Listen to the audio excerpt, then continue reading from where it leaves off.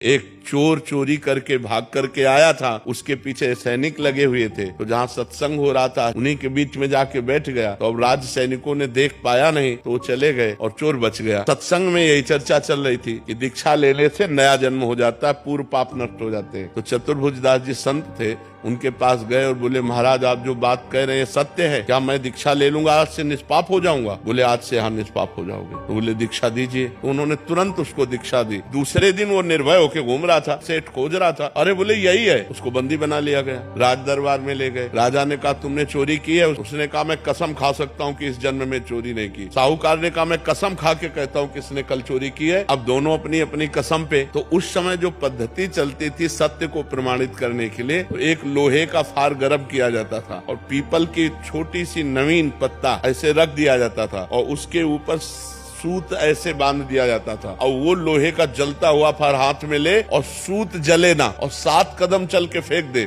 वो सत्य माना जाता था। तो ऐसा ही चोर के साथ किया गया। जे ही पूरी पद्धति करके ऐसे फार